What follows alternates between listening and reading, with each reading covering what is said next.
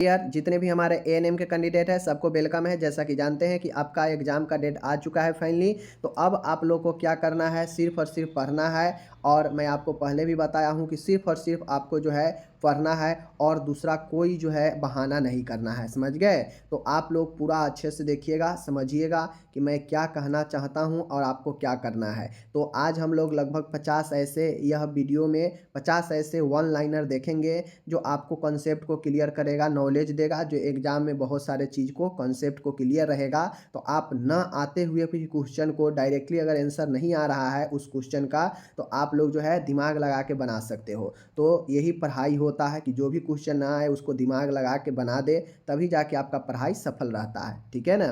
तो चलिए आज हम लगभग 50 ऐसे क्वेश्चन देखेंगे जो आपको आपके एग्ज़ाम में, नर्सिंग एग्ज़ाम में काफ़ी ज़्यादा मदद करेगा, समझ गए। तो चलिए हम लोग यहाँ पे शुरू करते हैं। ओके, चलिए यहाँ पे माय डियर देखिएगा, आपके सामने में जो भी प्रश्न है बिल्कुल अच्छे से लिया गया है, बिल्कुल बेस्ट तरीका से। और आप लोग जो है यहाँ पे टोटल जो है अच्छे से बेहतर तरीके से देख पाएंगे। कोई दिक्कत नहीं होगा, कोई भी डाउट होगा आप कमेंट कीजिएगा, मैं आपको क्लियर कर दूंगा। ओके, चलिए अब करते हैं शुरू।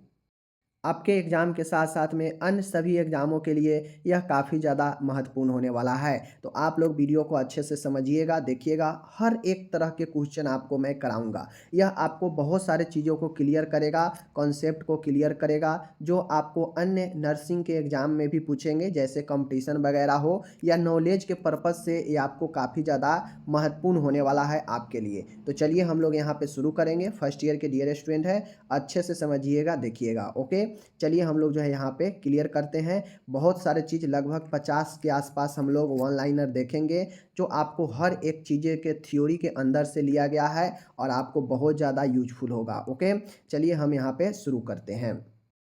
तो हमारे सामने यहाँ पे देख लीजिए, कहता है यहाँ पे शारीरिक परीक्षण की तकनीक क्या है। कहता है यहाँ पे कि शारीरिक परीक्षण की कौन कौन से तकनीक है। तो आपको पता के लिए बता दूं, इंस्पेक्शन, समझ गए, पाल्पेशन, परक्यूशन, ऑस्कुलेशन, यह 4 तरीके हैं जिसके द्वारा हम शारीरिक परीक्षण फिजिकल एग्जामिनेशन करते हैं।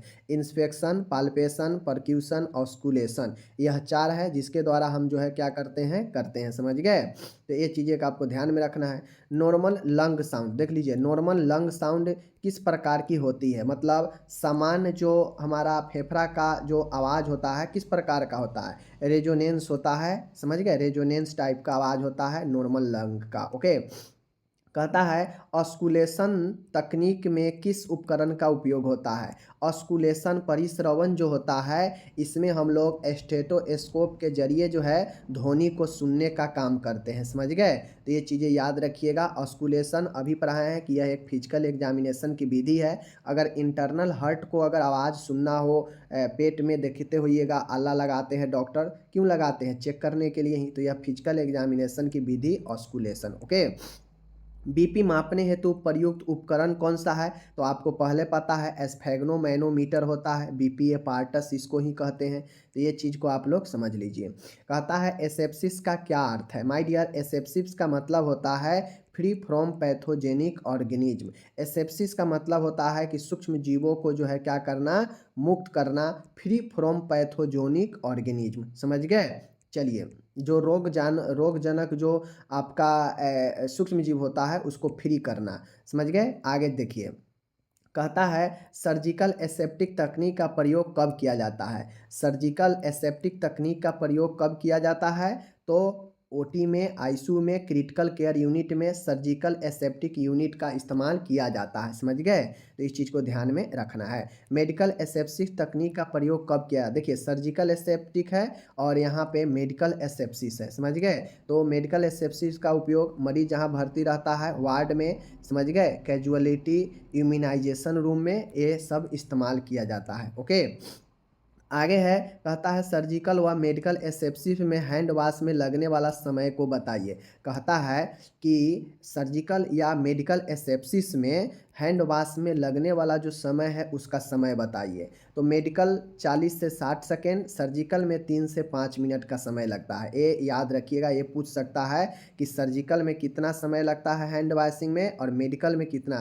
तो मेडिकल वाला में 40 से 60 सेकेंड और सर्जिकल वाला में 3 से 5 मिनट का। ओके, याद रखिएगा। तो चूँकि आप लोग जानते हैं कि 2 तरह से हैंड वॉश सर्जिकल और मेडिकल दोनों होता है। आगे है डिसइन्फेक्शन का क्या अर्थ होता है। माय डियर, डिसइन्फेक्शन का मतलब होता है कि किलिंग पैथोजेनिक माइक्रोब्स, मतलब जो सूक्ष्म जीव होता है उसको मारना, नष्ट करना। पैथोजन जो रोगजनक सूक्ष्म जीव है उसको नष्ट करना ही डिसइन्फेक्शन होता है, समझ गए।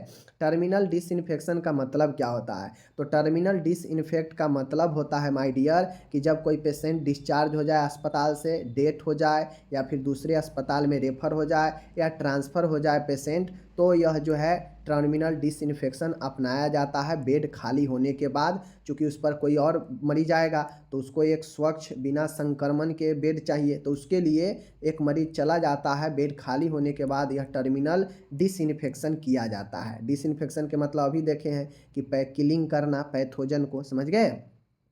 स्टरलाइजेशन में प्रयुक्त तापमान या दाब कितना होता है? अब कीटाणु रहित, समझ लीजिए यहाँ पे स्पष्ट रूप से कह रहा है कि स्टरलाइजेशन में जो प्रयुक्त तापमान होता है वह, अब स्टरलाइजेशन अगर नहीं समझ रहे हैं तो डिसइंफेक्शन और स्टरलाइजेशन यह दोनों जो है कीटाणु नाशन की एक विधि है जहाँ पे कीटाणु को नष्ट किया जाता है, समझ गए। यहाँ पे कंप्लीट रूप से नहीं होता है, यहाँ पे कंप्लीट रूप से जो है नष्ट हो जाता है। तो स्टरलाइजेशन में जो तापमान होता है 121 डिग्री सेंटीग्रेड होता है। उसके बाद बात किया जाए तो पास्कल इतना दाब 15 एलबी प्रति इंच इतना दाब का उपयोग होता है लगभग 15 से 20 मिनट तक, समझ गए। यानी इतना दाब, इतना तापमान, इतना समय स्टरलाइजेशन में प्रयुक्त किया जाता है। ओके, CSSD का फुल फॉर्म क्या होता है? Central sterilisation and supply department. CSSD central sterilisation and supply department. Okay, इसको आपको याद रखना है। ओके, आगे कहता है इंडोस्कोप के स्टरलाइजेशन हेतु प्रयुक्त पदार्थ कौन है? अब इंडोस्कोप मशीन होता है, आपको पता है, इसके जरिए इंडोस्कोपी किया जाता है। तो इसके लिए जो पदार्थ है जो स्टरलाइज किया जाता है उसका नाम होता है साइडेक्स, जिसको ग्लूट्रिया डिहाइड कहते हैं, ग्लूट्रल डिहाइड कहते हैं, ग्लूट्रल डिहाइड कहते हैं, सिडेक्स इसका नाम है। ओके, आगे है बर्न घाव की ड्रेसिंग के समय कौन से यूनिवर्सल प्रिक्यूशन की पालना जरूरी है? तो घाव का अगर ड्रेसिंग करते हैं जले हुए मरीजों को तो एक बात आप ध्यान में रखिए कि उसमें हम लोग ग्लव्स का, गाउन का और मास्क का इस्तेमाल करते हैं यूनिवर्सल प्रिस्क्रिप्शन मतलब बचाव के लिए, क्योंकि उससे इन्फेक्शन दूसरे को होगा ड्रेसिंग करने में। नर्सिंग चरण बताइए। अब आपसे पूछ सकता है नर्सिंग के कितने प्रोसेस चरण होते हैं? याद रख लीजिए 1 2 3 4 5, कुल 5 चरण होते हैं, 5 स्टेप्स होता है। पहला होता है आकलन, दूसरा नर्सिंग निदान, तीसरा प्लानिंग, चौथा जो है इम्प्लीमेंटेशन और पांचवा होता है एवेल्यूएशन मतलब मूल्यांकन, समझ गए।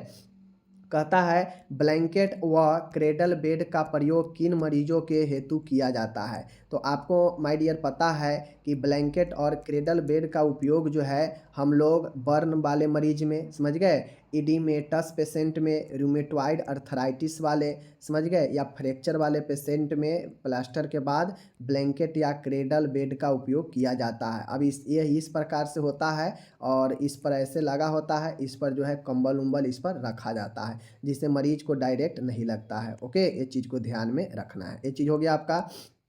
आगे है माय डियर, यहाँ पे आपके सामने में है, कहता है कि व्हीजिंग ब्रेथ साउंड किस बीमारी के संग है? व्हीजिंग ब्रेथ साउंड का मतलब होता है कि जब पेशेंट सांस लेता है तो उसको घर घर से एक आवाज़ सा आता है, तो उसी को हम लोग व्हीजिंग ब्रेथ साउंड कहते हैं। यह अस्थमा या सीओपीडी जो है बीमारी, श्वसन वाले बीमारी का जो है एक प्रकार है। तो इस चीज़ को जो है आप लोग समझिए, ठीक है। तो व्हीजिंग साउंड अस्थमा या सीओपीडी में आता है। ओके, रक्त में O2 सिचुएशन का पता किस डिवाइस से किया जाता है? तो माय डियर O2 जो होता है, रक्त में O2 सिचुएशन के बारे में पता करना है, समझ गए ना, कि ऑक्सीजन लेवल कितना है, उसके लिए पल्स ऑक्सीमीटर का इस्तेमाल करते हैं ऑक्सीजन लेवल का पता करने में। ओके, हाइपोवोलेमिया के मरीज को किस पोजीशन में लिटाना चाहिए? अगर किसी पेशेंट को तरल पदार्थ का बहुत ज़्यादा कमी हो जाए, हाइपोवोलेमिया हो जाए, तो उसको जो है हम लोग टेंडरबर्ग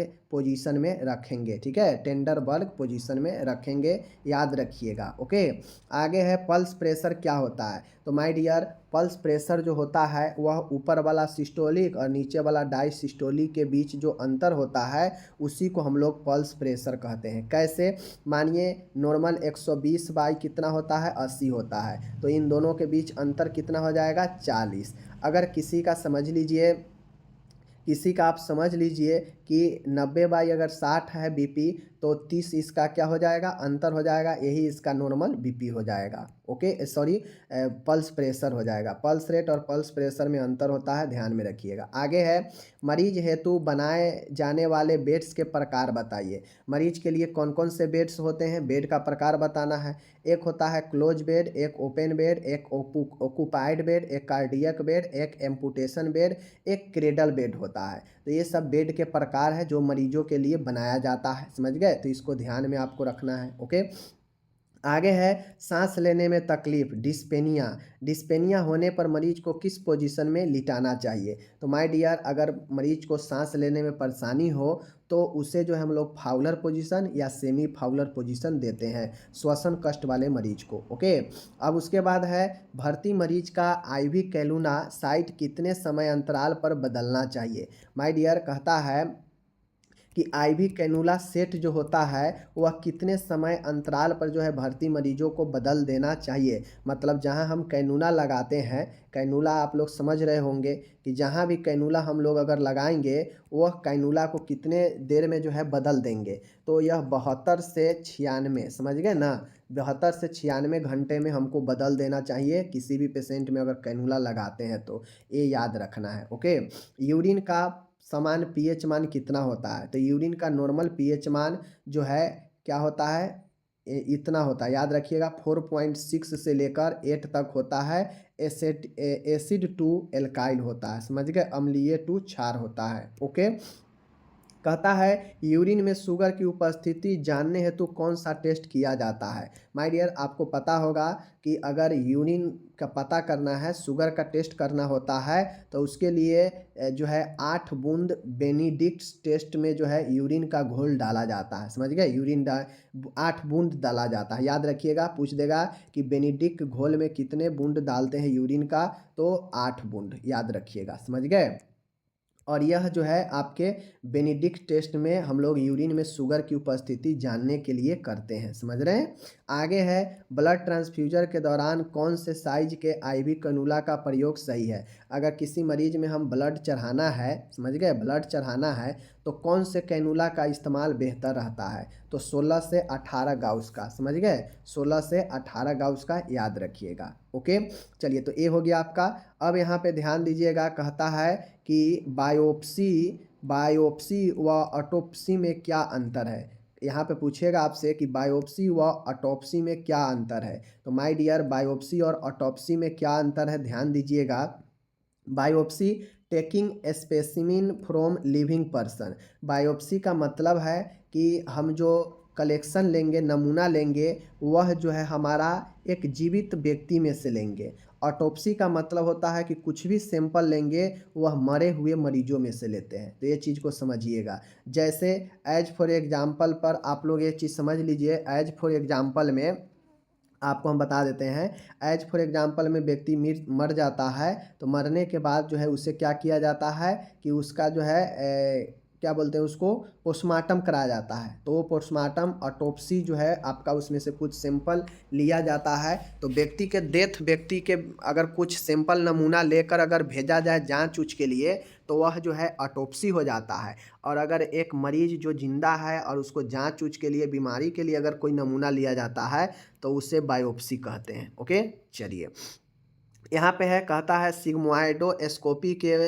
समय मरीज को किस पोजीशन में लिटाया जाता है। ये सब बहुत आसान प्रश्न है, समझ गए, बहुत अच्छा पूछने वाला है। कहता है सिग्मोइडोस्कोपी के मरीज को किस पोजीशन में लिटाते हैं। तो नी चेस्ट पोजीशन में। ओके, आगे है कार्डियक पोजीशन व फाउलर पोजीशन में क्या अंतर है। Cardiac position rest forward on table. Cardiac position जो होता है वह रेस्ट के जो है रेस्ट के जो है टेबल पर रेस्ट के समान होता है, जबकि फाउलर पोजीशन जो है वह पीछे की ओर जो है व्यक्ति अपना भार रखता है और उस पर अपना आराम करता है। समझ गए, ये चीज़ होता है। आगे है माय डियर, ये भी बहुत अच्छा है। डिलीवरी के समय मरीज की सही पोजीशन कौन सा है? तो डिलीवरी के समय सही पोजीशन लिथोटोमी होता है। सीजर के तुरंत बाद मरीज को कौन सा पोजीशन देना चाहिए? तो माय डियर, जैसे ही पेशेंट में दौरा आए तो उसके तुरंत बाद हम लोग कौन सा पोजीशन देंगे? लैटरल पोजीशन देंगे। लैटरल पोजीशन देंगे ताकि मुंह से कोई भी सिक्रेशन हो बाहर निकल जाए। O2 ह्यूमिडिफायर एंड डिसइंफेक्शन कैसे किया जाता है? माय डियर कहता है O2 मतलब समझते हैं oxygen. Oxygen humidifier and disinfection कैसे किया जाता है? तो बाई ग्लूटरल डिहाइड और सोडियम हाइपोक्लोराइड। कैसे किया जाता है? आपके सामने में है। तो बाई ग्लूटरल डिहाइड और सोडियम हाइपोक्लोराइड से किया जाता है। ओके, आगे देखिए, प्रिस्क्रिप्शन में ड्रग के साथ एसी लिखा गया है, इसका क्या अर्थ है? तो एसी का मतलब होता है बिफोर मील, मतलब नाश्ता से पहले। समझ गए, तो ये चीज़ को ध्यान में रखना है। एसओएस का मतलब, एसओएस व पीआरएन एब्रीविएशन का क्या मतलब होता है? एसओएस का मतलब होता है आपातकाल स्थिति में। पीआरएन का मतलब होता है व्हेन रिक्वायर्ड, मतलब जब ज़रूरत हो। तो पीआरएन, अगर आपसे पीआरएन लिखा हो, समझ गए, और एसओएस लिखा हो, तो एसओएस का मतलब होता है आपातकालीन इमरजेंसी, एंड पीआरएन का मतलब होता है व्हेन रिक्वायर्ड, जब जरूरी हो। ओके, मरीज के एब्सकॉन्डेड होने का अर्थ है, तो मरीज का एब्सकॉन्डेड होने का अर्थ है left hospital without information. Absconded हो, मरीज अगर कोई एब्सकॉन्डेड हो रहा है तो उसका मतलब होता है कि बिना किसी सूचना के हॉस्पिटल को वह छोड़ दिया है। समझ गए। लामा का अर्थ होता है leave against medical advice. LAMA का अर्थ होता है कि मरीज जो है बिना किसी एडवाइस के अपने मन से, समझ गए, कर्मचारी चिकित्सक के विरुद्ध जो है वह हॉस्पिटल छोड़ता है, तो वह लिव अगेंस्ट मेडिकल एडवाइस हो जाता है। समझ गए। उसके बाद है आईएम का मतलब होता है आईएम का मतलब होता है intramuscular injection. Deltoid muscle, gluteal muscles, vastus lateralis. समझ गए, डेल्टॉइड, ग्लूटेयस, ये हो गया आपका। उसके बाद है वास्टस लैटरेलिस। ओके, आगे है सिच बात के दौरान पानी का सही तापमान कितना होता है? 110 से 15 फ़ारेनहाइट सिच बात का सही तापमान, क्योंकि सिच बात में गर्म पानी का उपयोग किया जाता है। Okay, step ladder pattern fever किस बीमारी में होता है? तो स्टेप लैडर पैटर्न जो है टाइफाइड में होता है, इसको ध्यान में रखना है।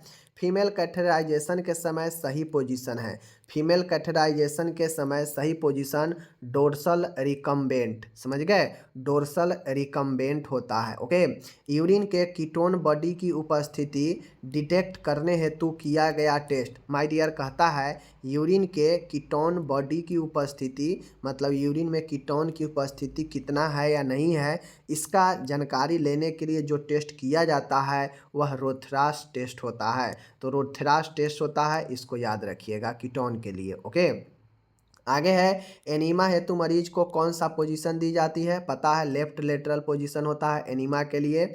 कौन से 2 इंजेक्शन सबक्यूटेनियस रूट से इंजेक्ट किए जाते हैं? मिजल्स और इंसुलिन। मिजल्स और इंसुलिन जो है यह सबक्यूटेनियस मार्ग से दिया जाता है, इसको आपको अच्छे से क्लियर करके रखना है। ओके, इंसुलिन का इंजेक्शन और साथ में जो है मिजल्स का इंजेक्शन, दोनों सबक्यूटेनियस मार्ग। हीट एप्लीकेशन से रक्त प्रवाह पर क्या प्रभाव पड़ता है? तो हीट एप्लीकेशन देने से वैसोडिलेशन होता है, रक्त वाहिकाओं में क्या होता है? डिलेट होता है, उसमें फैलाव आता है हीट एप्लीकेशन देने से, जबकि कोल्ड एप्लीकेशन देने से शिथिलन आता है। ओके, कोल्ड स्पॉन्जिंग हेतु सही तापमान कितना हो? ये तो हीट है। कोल्ड स्पॉन्जिंग के लिए सही तापमान 65 से 90 फ़ारेनहाइट होता है। समझ गए, याद रखिएगा। आगे हम लोग यहाँ पे देखते हैं बीसीजी वैक्सीन किस रूट से इंजेक्ट किया जाता है? इंट्राडर्मल, याद रखिएगा। ओके, आइसोटोनिक आईवी फ्लूइड के उदाहरण दीजिए। अब यहाँ पे हमसे ये पूछ रहा है माय डियर, देखिएगा, अब यहाँ पे ये पूछ रहा है, कह रहा है कि आइसोटोनिक आईवी फ्लूइड के उदाहरण दीजिए। तो एनएस होता है, डेक्सट्रोज होता है, रिंगेज लैक्टोज होता है, एनएस डेक्सट्रॉज 5% और आरएल, यह जो है आइसोटोनिक आईवी फ्लूइड का उदाहरण है। ये तीनों चूँकि आपसे पूछेगा, कहेगा कि इनमें से बताइए आइसोटोनिक सॉल्यूशन का कौन सा उदाहरण है, एनएस डेक्सट्रॉज आरएल, या पूछ देगा कि आरएल किस प्रकार का जो है सॉल्यूशन है, हाइपरटोनिक, आइसोटोनिक या जो भी है आपको बताना पड़ेगा। मैंने इसीलिए आपको बता दिया। ओके, आगे है यहाँ पे देख लीजिए, हार्टमान सॉल्यूशन का दूसरा नाम क्या है। हार्टमान, देखिए हार्टमान सॉल्यूशन का दूसरा नाम आरएल है, रिंगर लैक्टेट है। समझ गए, रिंगर लैक्टेट नाम है हार्टमान सॉल्यूशन का। अमाशय HCl को न्यूट्रलाइज करने हेतु प्रयुक्त ड्रग्स कहलाती है। तो अमाशय को HCl को कम करने के लिए एंटासिड दिया जाता है। ओके, ओरल केयर न करने से उत्पन्न होने वाला समस्या क्या होता है, हेलिटोसिस होता है, जिसे बैड ब्रेथ यानी दुर्गंध युक्त जो है श्वास भी कहते हैं। ओके, तो ये चीज़ें आप लोग समझ लीजिए कि अगर यहाँ पे सीधी सी बातें है कि कोई अगर ओरल केयर नहीं करेगा, मुंह का देखभाल सही से नहीं करेगा, तो उसका श्वास दुर्गंध भरा आएगा ही आएगा। तो यही चीज़ें जो है आपके होते हैं, चीज़ें बता दिए। चलिए, अब यहाँ पे आपका यह प्रश्न हो गया। लगभग मैंने यहाँ पे आपको कितना कराया, 50 के आसपास मैंने आपको क्वेश्चन कराया। बहुत सारे नॉलेजेबल है, आप अच्छे से पढ़िएगा तो बिल्कुल इंटरेस्ट लगेगा, नॉलेज इस सबसे बढ़ता है। भले आपको MCQ मज़ा देगा, पढ़िएगा, कहेगा, लगेगा कि हाँ बहुत अच्छा पढ़ रहे हैं, बट उससे जॉब नहीं निकलेगा। जो ये फ़ायदा देगा वह MCQ फ़ायदा नहीं देगा। समझ गए, ये आपके कॉन्सेप्ट क्लियर देगा। यहाँ पे मैंने जो भी चीज़ मैंने बताया सब सत्य बताया, रियल बताया, ठीक है। बाकी आपको जहाँ भी लगे दिक्कत बताइए, और आप इस प्रकार के प्रश्न को जरूर पढ़िए। इसी प्रकार के प्रश्न पढ़िएगा तो आपके कॉन्सेप्ट क्लियर होंगे।